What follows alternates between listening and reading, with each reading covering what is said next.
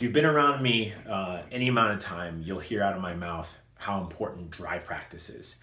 So I get a lot of people asking me, what do you do for dry practice? Explain to me what you're doing every day. And it's pretty simple. I take an unloaded gun, which I have here in my Glock 43, unloaded, double, triple checked it. The most common thing that I do is I bring the gun in here and I go straighten off the trigger and I jump through the slack to the pressure wall and I press the trigger. I cycle it, I jump back out into the slack into the pressure wall and I press the trigger again. And I do it at different angles to see what it looks like and what it feels like to press through that pressure wall. So this is what I want you to look at. All right. So you've got your gun to where you can see it. The slide is cycled, and learn to go straighten off the trigger, jump through the slack to the pressure wall. Now, what is pressure wall? This is slack. Nothing's happening here. And then that hard portion that you get on the trigger is pressure wall. Okay? You have to move, and I'm moving it right now. I'm adding pressure. Look at the tip of my finger. The blood is being pushed over there, and it finally goes off. Now, that's bottoming out. That's pinning the trigger.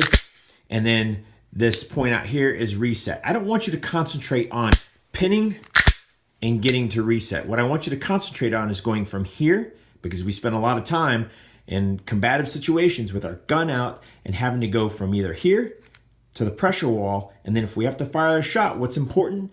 Adding the pressure so we don't disturb the sights. That's proper trigger control. So learn to add the pressure without disturbing the sights, and then cycle and then jump back out there again so you're ready for the next shot.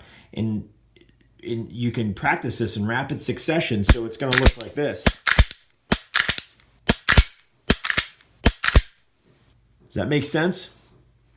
So your dry practice doesn't have to be crazy.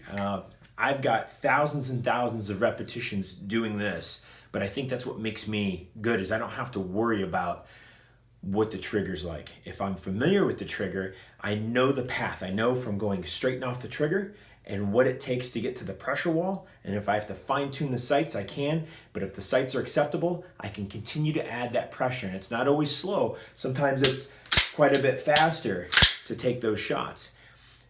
But I need to learn the path. And that's what this dry practice session is all about. If you spend just 1 minute every day just doing a little bit of this, and if you want to add in other stuff like the draw or one-handed shooting or whatever, you can. And we'll talk more about that in a later episode.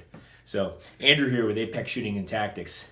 Get on the range, be safe. If you can't get on the range, get your gun out. Do some dry practice every day, but do it in a safe manner. Unloaded gun, ammo nowhere in sight. Till next time, be safe.